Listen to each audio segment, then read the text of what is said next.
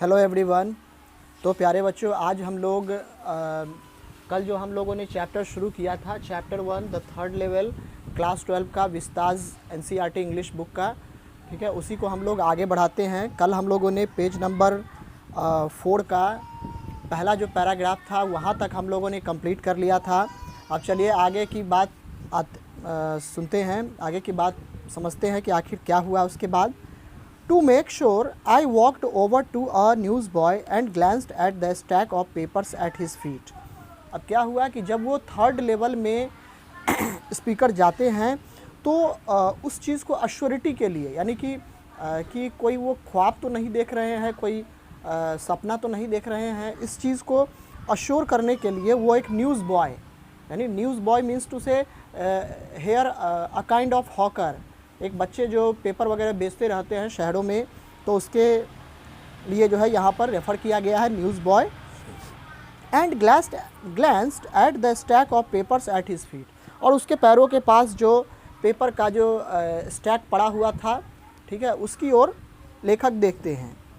It was the world and the world hasn't been published for years. The world here the news of the newspaper, sorry the name of the newspapers, ठीक है, newspaper का नाम क्या था? The world. And the world hasn't been published for years, और the world यानी कि ये क्या हुआ है कि ये पास्ट में चले गए हैं। It is just like a time machine. Time machine के बारे में आपने सुना होगा। तो उसमें टाइम मशीन एक ऐसा मशीन होता है जो कि फ्यूचर और पास्ट में भी किसी व्यक्ति को ले जा सकता है। तो लेखक कहते हैं कि मैंने आज तक जो है द वर्ल्ड के बारे में नहीं सुना है, यानी कि कई वर्षों से इस पेपर का पब्लिकेशन नहीं हुआ है, पब्लिश नहीं किया गया है। The lead story said something about president Cleveland. उस पेपर पे जो सबसे पहला जो उसका जो टॉपिक था वो था प्रेसिडेंट क्लीवलैंड के बारे में। उस समय यूएसए के प्रेसिडेंट थे क्लीवलैंड, तो उनके बारे में लिखा हुआ था। I have found that front page since in the public library files and it was printed 11 June 1894. अब वो फ्रंट पेज पर जब उनकी नज़र जाती है तो वो देखते हैं कि उस पर 11 जून 1894 ईस्वी लिखा हुआ था। I turned toward the ticket windows knowing that here on the third level at Grand Central I could buy tickets that would take Louisa and me anywhere in the United States we wanted to go. अब उसके बाद वो grand central railway station के जो कि वो third level पे पहुंच चुके होते हैं, तो वो टिकट काउंटर की ओर जाते हैं टिकट्स वगैरह लेने के लिए, ताकि वो और उनकी पत्नी जहां चाहे यूएसए में जा सकें। इन द ईयर 1894, और यह किस ईस्वी की बात है? 1894 की। And I wanted 2 tickets to Galesburg Illinois, और वो चाहते थे कि इलिनॉइस के गेल्सबर्ग नामक शहर के लिए वो 2 टिकट्स खरीद लें। Have you ever been there? क्या आप वहाँ गए हैं? He emphasizes and asked to the reader, वो रीडर से पूछते हैं। It's a wonderful town still with big old frame houses, huge lawns and tremendous trees whose branches meet overhead and roof the streets. लेखक कहते हैं कि यह शहर अभी भी, यानी कि मॉडर्न में तो काफ़ी ज़्यादा डेवलप्ड हो चुका है, लेकिन अब चूँकि वो पास्ट में चले जाते हैं, ठीक है, थर्ड लेवल यहाँ पर जो है पास्ट में उन्हें ले जाता है। तो थर्ड लेवल में जब वो जाते हैं पास्ट में, तो वो कहते हैं कि वो शहर अभी भी एक वंडरफुल टाउन हुआ करता था, जहाँ पर बड़े बड़े ओल्ड फैशन्ड हाउसेस थे, ह्यूज लॉन्स, बड़ी बड़ी गलियाँ थी, and tremendous trees whose branches meet overhead and roof the streets, और इसके जो पेड़ पौधे जो वहाँ आसपास में लगे हुए हैं वो बहुत बड़े बड़े पेड़ पौधे लगे हुए हैं जो कि गलियों तक फैले हुए हैं। उसका रूफ, उसका ऊपर जो है एकदम गलियों को भी ढके हुए हैं। And in 1894 summer evenings were twice as long and people sat on their lawns, the men smoking cigars and talking quietly. अब 1894 ईस्वी की ही बात हो रही है यहाँ भी, और वो उस समय की बात को रेफ़र करते हुए कहते हैं कि उस समय का जो समर, यानी कि गर्मी का मौसम जो होता था और उसकी जो शाम होती थी अभी के शाम से ट्वाइस लॉन्ग हुआ करती थी। And people sat out on their lawns, और लोग अपने घर के बरामदे पर घर के आगे बैठे हुए रहते थे। The main smoking cigars, main cigar वगैरह पीते रहते थे। एंड टॉकिंग क्वाइटली, और धीमी आवाज़ में वो एक दूसरे से बात करते थे। The women weaving palm leaf fans, और औरतें क्या करती थी, पाम लीव्स की फैंस को वीव करती थी। With the fireflies all around in a peaceful world, एकदम शांत माहौल था। जैसे पहले के ज़माने में कैसा होता था, एकदम शांत माहौल, गाड़ी रोड्स पे बहुत कम चलती थी, ठीक है। तो चारों तरफ जो है जुगनू, रात के समय शाम के समय का मौसम है, और चारों तरफ जो है फायर फ्लाइज जो है उड़ती हुई दिखती थी। To be back there with the first world war still 20 years off, यानी कि अगर 1894 से अगर हम फर्स्ट वर्ल्ड वॉर की बात करें तो अभी भी कम से कम 20 साल, ठीक है, 20 साल बचे हुए थे। ऐसे फर्स्ट वर्ल्ड वॉर कब हुआ था, 1914 टू 1918, ठीक है। And world war second over 40 years in the future, और वर्ल्ड वॉर सेकेंड की बात करते हुए कहते हैं कि 1894 से लगभग 40 साल द्वितीय विश्व युद्ध का बचा हुआ था। I wanted 2 tickets for that, और मैं इसीलिए 2 टिकट खरीदना चाहता था। The clerk figured the fare, he glanced at my fancy hat band but he figured the fare. Clerk ने क्या किया, टिकट काउंटर पर जब वो टिकट खरीदने गए तो क्लर्क ने उनसे फेयर मांगा, और उसने बताया कि इतना आपको देना पड़ेगा। और क्लर्क जो है वो उनके जो हैट होता है और उसके जो फैंसी बैंड होता है उसकी ओर वो देखने लगता है, और उसे भी लगता है कि यह व्यक्ति जो है कोई मतलब अजीबोगरीब टाइप का दिखता है। And I had enough for 2 coach tickets one way, और चूँकि मॉडर्न वर्ल्ड से और अगर हम पास्ट वर्ल्ड की बात करें तो उनके पास पर्याप्त पैसे थे, और जिससे वो 2 टिकट्स एक साइड का खरीद सकते थे। But when I counted out the money and looked up the clerk was staring at me, लेकिन जैसे ही लेखक ने अपने पॉकेट से मनी निकाला और उसको काउंट करने लगे तो क्लर्क जो है देखने लगा। He nodded at the bills, that ain't money mister, he said. अब उसने मनी को देखते हुए कहा कि अरे ये क्या दे रहे हो तुम, ये पैसे नहीं हैं mister. And if you are trying to skin me you won't get very far, और अगर तुम मुझे बेवकूफ़ बनाने की बात कर रहे हो, अगर तुम मुझे मारोगे पीटोगे तो तुम ज़्यादा दूर तक नहीं भाग पाओगे। And he glanced at the cash drawer beside him, और वो अपने कैश ड्रॉर जो कि उसके बगल में था उसकी ओर देखने लगता है। Of course the money was old style bills, half again as big as the money we use nowadays and different looking, यानी कि उसके ड्रॉर में जो मनी थे वो बिल्कुल पुराने ज़माने के जैसे दिख रहे थे। Half again as big as the money we use nowadays, यानी कि आज जो हम पैसे का यूज़ करते हैं, जो हम नोट्स वगैरह यूज़ करते हैं, आज से करीब करीब हाफ मतलब आधा कह सकते हैं कि उसका था। एंड डिफरेंट लुकिंग, और बिल्कुल अलग दिखता था। I turned away and got out fast, अब लेखक वहाँ से देखते हैं कि अब मेरे पास तो पैसे हैं नहीं, तो वो वहाँ से मुड़ करके आगे बढ़ जाते हैं। There is nothing nice about jail even in 1894, अब वो सोचते हैं कि अगर मैं कुछ गड़बड़ करूँगा यहाँ तो मुझे जेल भेज दिया जाएगा। और लेखक इस बात को भी एक्सप्रेस करते हैं कि 1894 के समय में जो जेल हुआ करता था वो भी मतलब आज के जेल से कम नहीं था, यानी कि उस समय भी उतना ही कठोर सज़ा दी जाती थी जितनी आज दी जाती है। एंड दैट वॉज दैट, और यही था सब कुछ। I left the same way I came I suppose, अब लेखक कहते हैं कि मैं उसी रास्ते से वापस आया जिस रास्ते से मैं यहाँ आया था। Next day during lunch hour I drew $300 out of the bank, nearly all we had, and bought old style currency that really worried my psychiatrist friend. अब क्या हुआ, अगले दिन वो बैंक में जाते हैं और उनके अकाउंट में कुल मिलाकर के $300 डॉलर्स होता है वो सारे के सारे पैसे वो बैंक से विड्रॉ कर लेते हैं। एंड बाट ओल्ड स्टाइल करेंसी, और पुराने ज़माने का करेंसी जो है वो उससे खरीदते हैं। You can buy old money at almost any coin dealers but you have to pay a premium. अब यहाँ लेखक कहते हैं कि आप पुराने ज़माने का जो रुपए पैसे होते हैं वो आसानी से ख़रीद सकते हैं, लेकिन उसके बदले आपको प्रीमियम जमा करना होगा। माई $300 bought less than 200 in old style bills, but I didn't care. Eggs were 13 cents a dozen in 1894.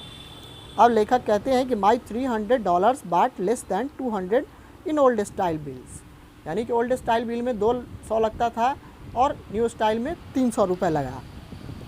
But I didn't care, लेकिन लेखक ने सोचा कि चलो थोड़ा मोड़ा पैसा ज़्यादा भी लगा तो कोई बात नहीं है।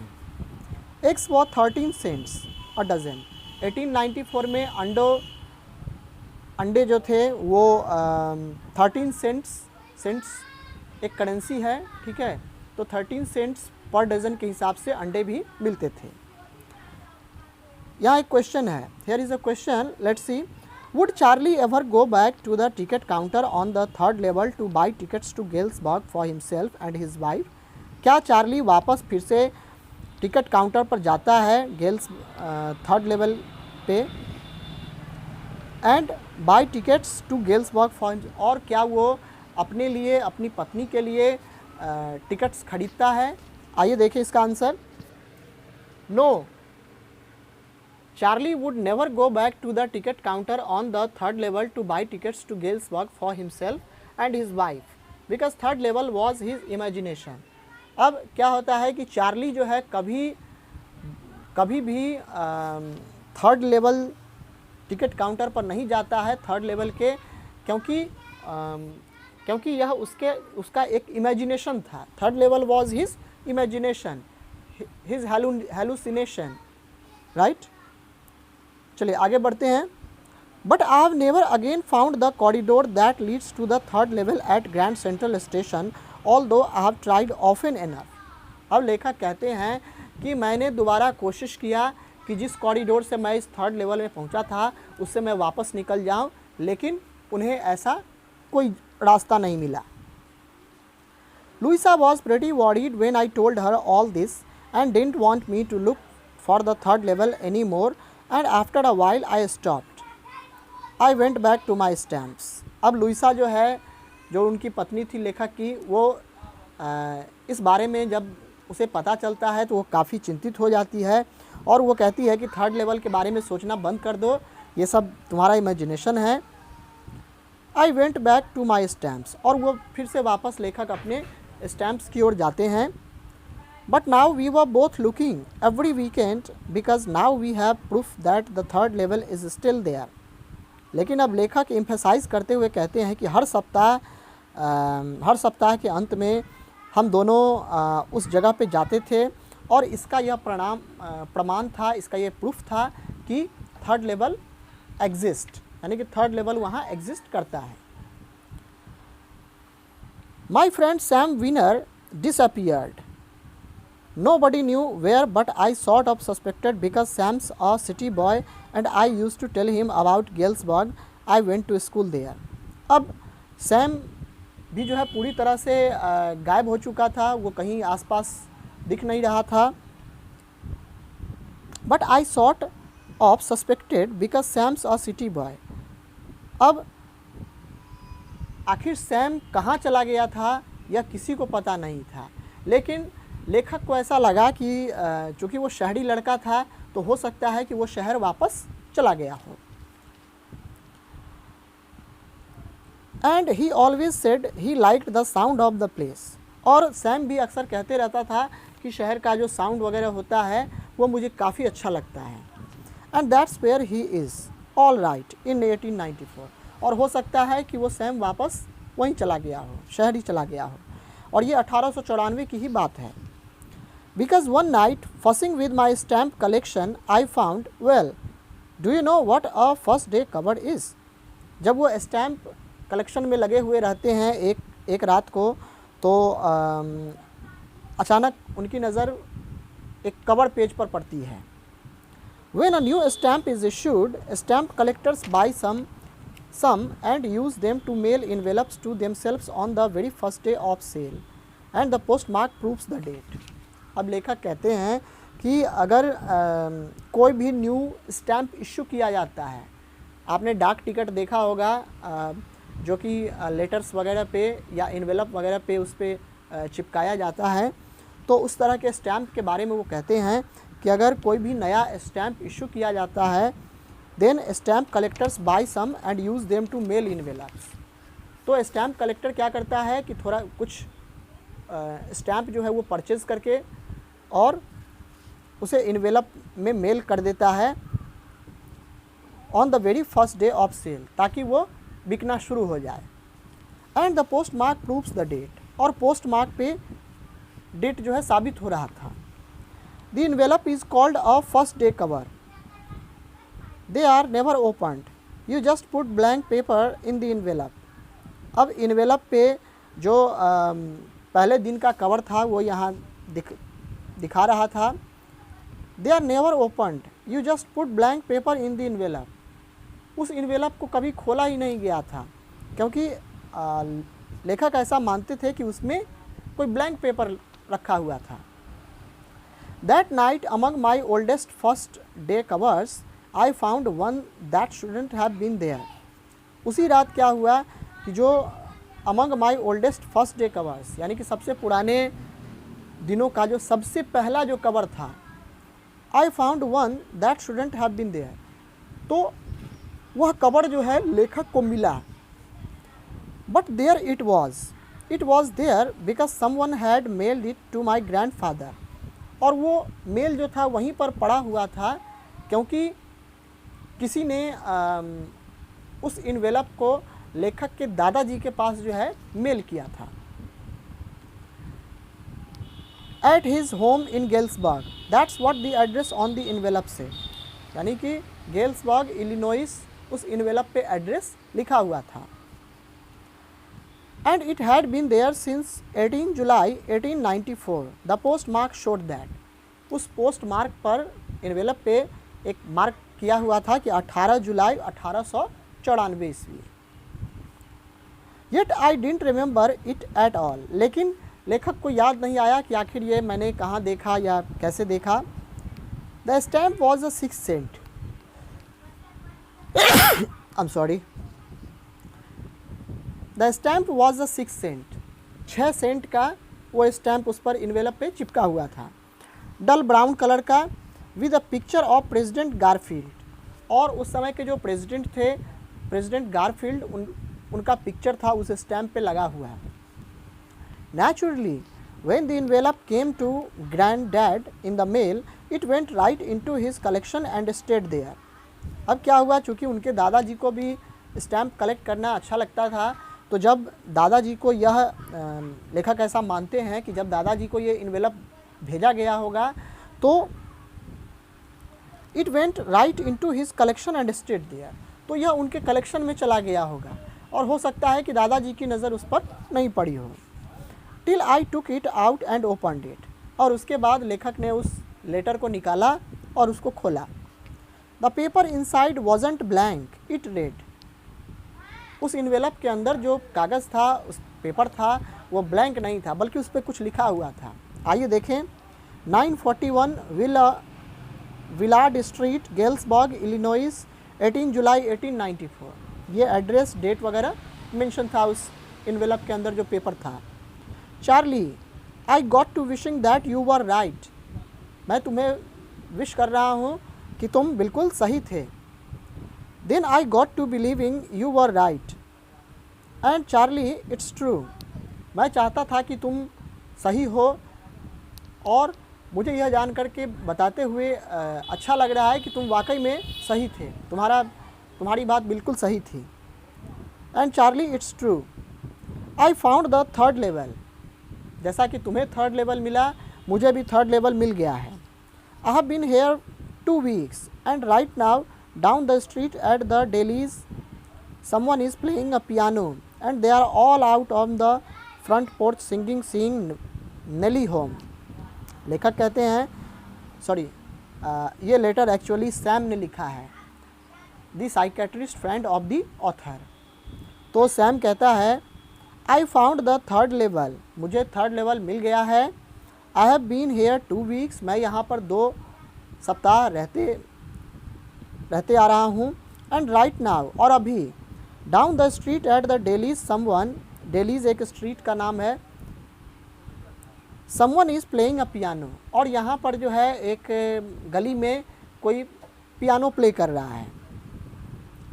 And they are all out on the front porch singing Nellie home, और वो सभी लोग जो है घर के बाहर निकले हुए हैं, घर के बाहर हैं, और वो एक गाना सिंग नेली होम गा रहे हैं।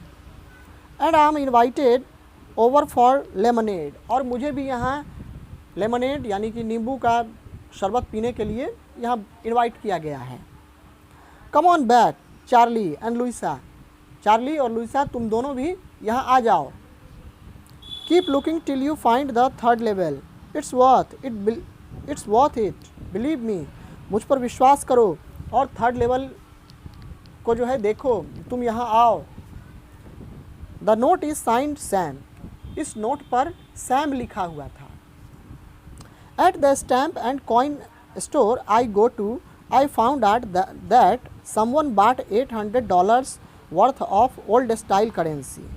जब वो स्टैम्प और कॉइन स्टोर पे जाते हैं तो उन्हें पता चलता है कि किसी ने $800 की जो है ओल्ड स्टाइल करेंसी खरीदा है। That ought to set him up in a nice little hay, feed and grain business. He always said that's what he really wished he could do, and he certainly can't go back to his old business. अब लेखक को लगता है कि यह कोई और नहीं बल्कि मेरा दोस्त ही होगा, मेरा दोस्त सैम ही होगा जो कि थर्ड लेवल में पहुंच चुका है। Not in Galesburg, Illinois in 1894, his old business. Why, Sam was my psychiatrist. अब वो कहते हैं कि नॉट इन गेल्सबर्ग इलिनॉइस इन 1894, अब ये 1894 गेल्सबर्ग इलिनॉइस की बात नहीं है, हिज ओल्ड बिजनेस। हो सकता है कि वो किसी पुराने काम के सिलसिले में कहीं दूसरे जगह गया हो, and he saw the third level.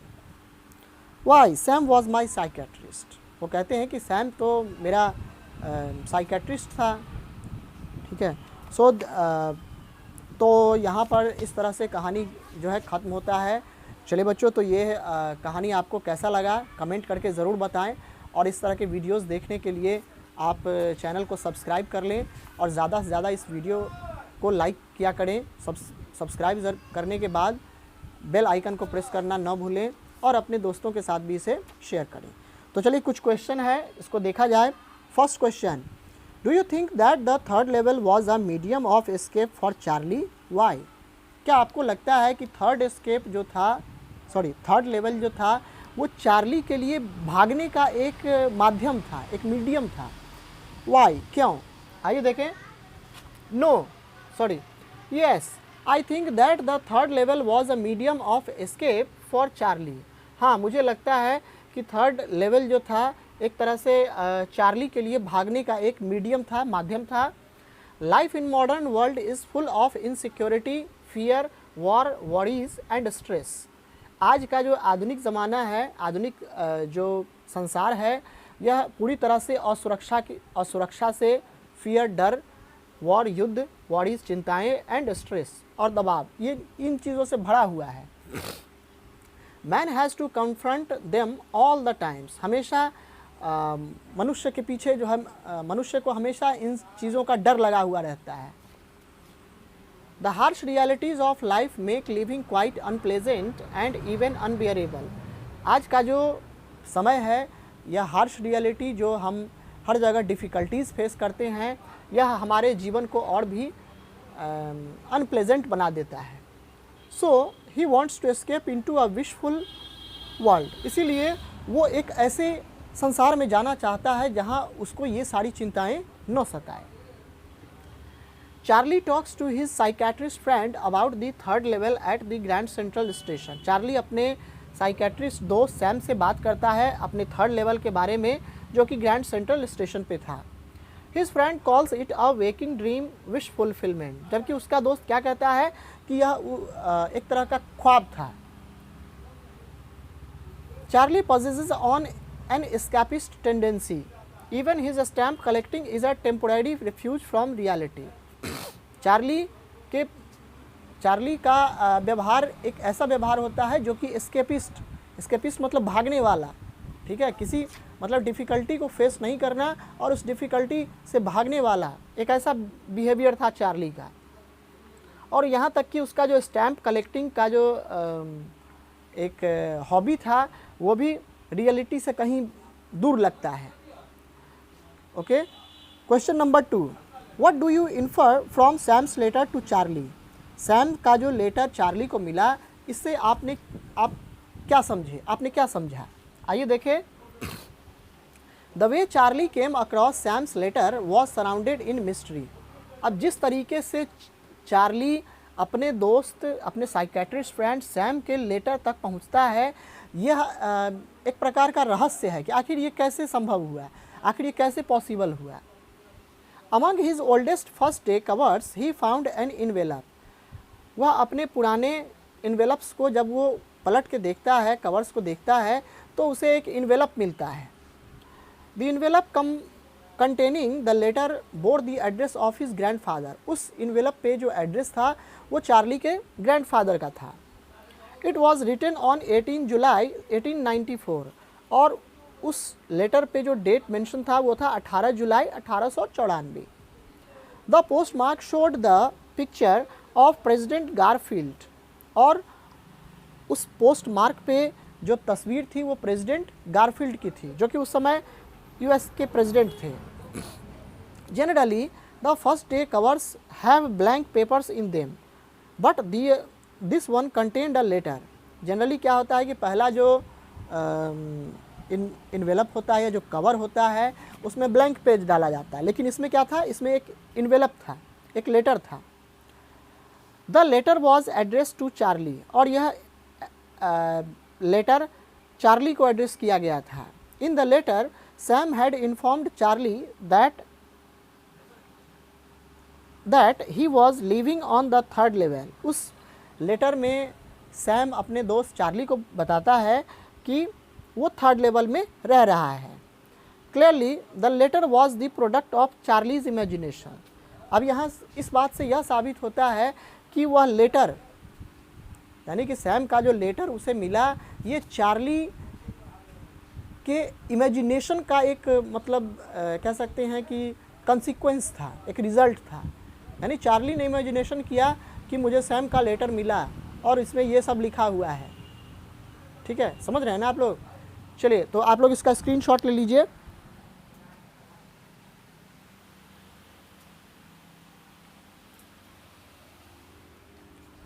Okay, so I hope आपने इसका स्क्रीनशॉट ले लिया होगा। आपको यह वीडियो कैसा लगा कमेंट करके ज़रूर बताएं। और इसका जो थर्ड पार्ट है, यानी कि सॉल्यूशन वाला पार्ट होगा, जिसमें पहला और दूसरा क्वेश्चन का सॉल्यूशन मैंने बता दिया है। जो नेक्स्ट वीडियो होगा इसके बाद का सॉल्यूशन आपको मिलेगा। तो चलिए, आज के इस वीडियो में इतना ही। वीडियो को लाइक करें, सब्सक्राइब करें इस चैनल को और ज़्यादा से ज़्यादा अपने दोस्तों के साथ शेयर करें। आज के इस वीडियो में इतना ही, मिलते हैं नेक्स्ट वीडियो में। Thank you.